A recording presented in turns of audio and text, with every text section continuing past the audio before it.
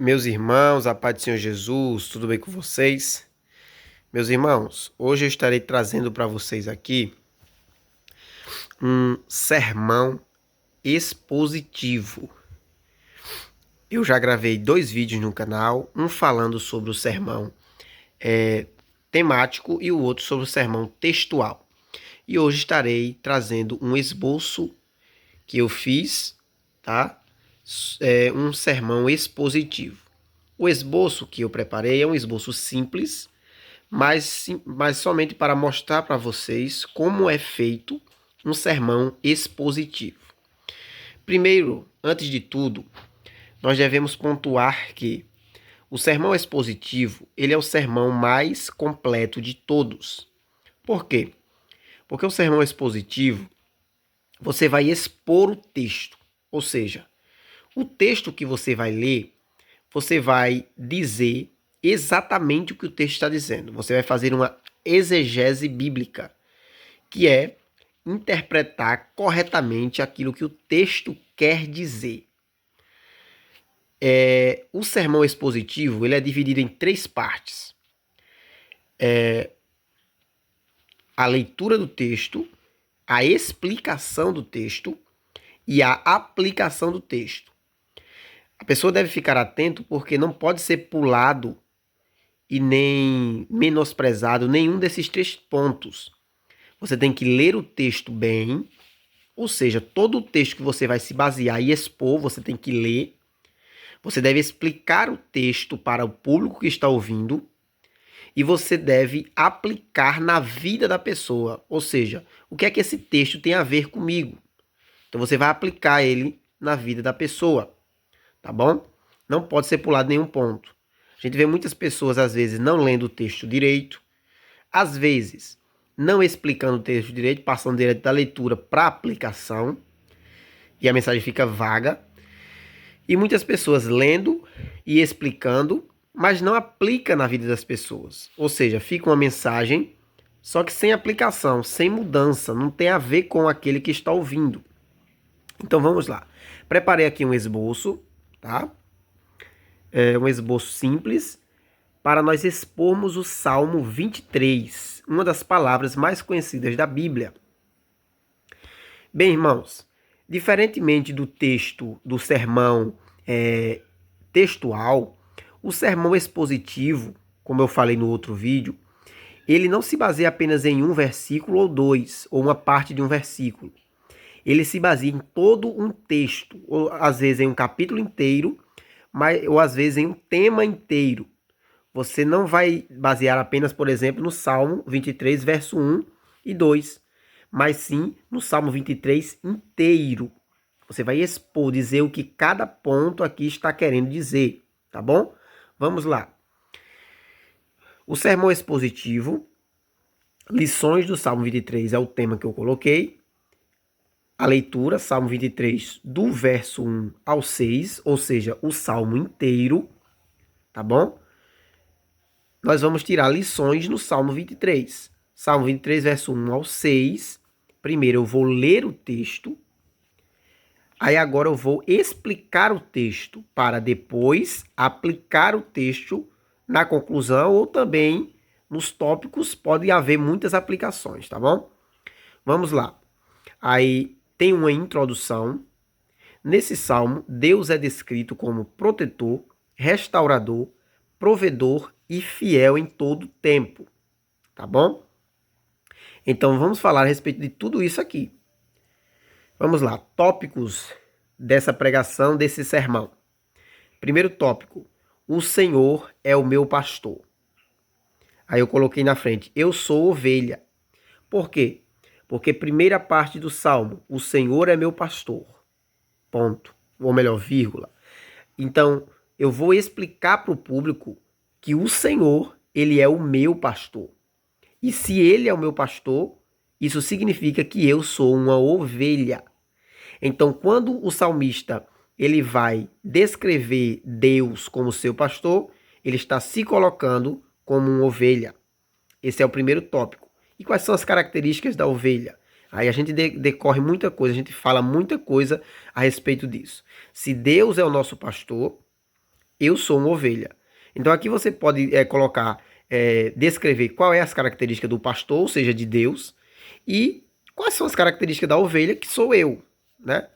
Segundo tópico, nada me faltará. Ele é tudo o que preciso.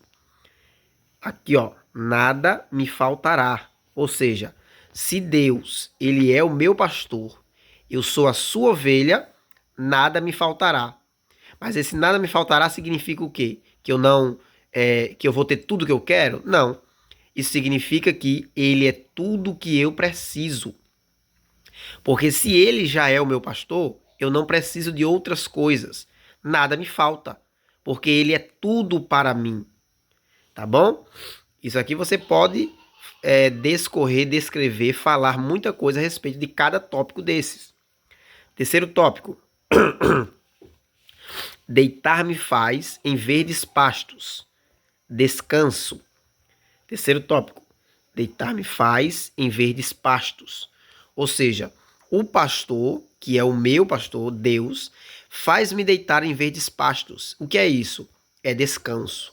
Então isso significa que Deus, ele tem descanso para a minha vida.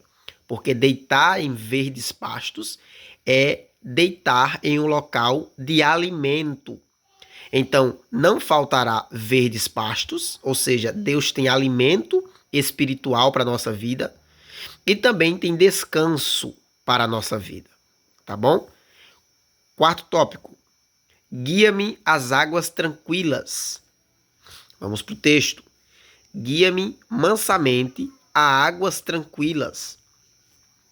Ou seja, Deus é aquele que me guia. Se ele guia-me às águas tranquilas, ele é o meu guia. Ele é aquele que vai comigo, ele é aquele ao qual eu devo seguir, tá bom? Ele guia-me a águas tranquilas, a local onde eu posso beber água, porque são águas tranquilas, tá bom? Não faltará alimento e nem faltará água, tá bom? Porque ele é o meu pastor. Sexto tópico. Quinto tópico. Refrigera a minha alma. Isso é, restaura o vigor. Então, vamos para o texto. Refrigera a minha alma. Esse é o quinto tópico. Refrigera a minha alma significa, ou um dos significados é restaurar o vigor. Refrigerar a alma é quando a pessoa está atribulado, está pensativo, está em dias de crise, e Deus é o alívio para a sua alma. Quando nós temos ele como nosso pastor, por mais que estamos em momentos de tribulação, ele é um refrigério, um alívio para a nossa alma, tá bom? Sexto tópico. Guia-me pelas veredas da justiça. Caminho reto. Texto. Guia-me pelas veredas da justiça, por amor do seu nome. Então, ele é aquele que, mais uma vez, guia-me, mas não guia para qualquer lugar, pelas veredas da justiça. Então, eu coloquei aqui na frente, caminho reto. Caminho reto. Porque as veredas são lugares onde a ovelha deve passar para chegar até o seu local o seu curral, o local onde ela deve ir. Então, para ela chegar até esse local, ela precisa passar pelas veredas. E ele me guia pelas veredas ou pelo caminho reto para chegar no local indicado onde eu devo estar, tá bom? Sétimo, ainda que eu andasse, vamos para o texto. Ainda que eu andasse pelo vale da sombra da morte, não temeria mal algum. É isso que o tópico está dizendo. Ainda que eu andasse, não temeria. Então são dois pontos. Primeiro, ainda que eu andasse pelo vale da sombra da morte, ou seja, eu não ando, mas se eu andasse, eu não temeria. Então esse tópico vai mostrar Deus como alguém que, quando eu tenho ele na minha vida como meu pastor, eu não temo nenhum mal. Mesmo que eu passe pelos momentos mais difíceis da vida, mesmo que eu passe pelos momentos mais tristes, eu não temo, porque ele está comigo. Tá bom? Texto. Não temeria mal algum, porque tu estás comigo. Próximo tópico. Tua vara e teu cajado me consolam. Vamos lá. Tua vara e o teu cajado me consolam. O que significa isso? Que a vara e o cajado me protegem ou me consolam pelos momentos que eu estou passando pelo vale da sombra. Então, mesmo se eu passar pelo momento difícil na vida, eu sei que Deus ele vai me proteger. Eu sei que Deus vai estar comigo e não vai me deixar morrer e não vai me deixar cair na cilada do inimigo, porque a tua vara e o teu cajado, eles me consolam. Deus sempre estará disposto, pronto, para nos proteger do que for necessário, tá bom? Nono tópico. Preparas uma mesa para mim. Vamos para o texto. Preparas uma mesa perante mim, na presença dos meus inimigos. Isso aqui fala de honra. Ele prepara uma mesa para mim na presença dos meus inimigos. Fala também de graça de Deus, porque nós não merecemos que Deus nos dê algo, mas ele é tão bom que ele ainda faz coisas para nós, para nos honrar. Isso é a graça de Deus, um favor não merecido, tá bom? 10º tópico. Unge minha cabeça. Vamos lá para o texto. Unges a minha cabeça com óleo, o meu cálice transborda. Então, o tópico 10º é: unge minha cabeça. Eu coloquei me honrará. Por quê? Porque ele unge a minha cabeça, e ungir a cabeça é honra. Então, ele me honrará, porque ele é o meu pastor. Então, eu posso aqui acrescentar e falar, discorrer a respeito desse assunto, que Deus ele não vai me dar tudo o que eu quero, mas que existem momentos que Deus ele nos honra, existem momentos que Deus ele nos unge, existem momentos em que ele prepara para nós uma mesa perante os nossos inimigos, tá bom? E o 11º ou 11 tópico, o meu cálice transborda. Vamos lá. Unges a minha cabeça com óleo, o meu cálice transborda. E falar sobre cálice transbordar está falando a respeito de quando a unção está completa. Então, Deus é aquele que nos unge com óleo. Deus é aquele que faz com que sua promessa, que sua unção seja completa na nossa vida. Todas as obras de Deus em nossa vida são completas, tá bom? Ele não deixa nada pela metade. Então, conclusão, versículo de número 6. Então, a conclusão aqui que eu deixei é o verso 6 por inteiro. Certamente que a bondade e a misericórdia me seguirão todos os dias da minha vida, e habitarei na casa do Senhor por longos dias, que significa até o fim. Então, nesse verso 6 conclui todo esse texto.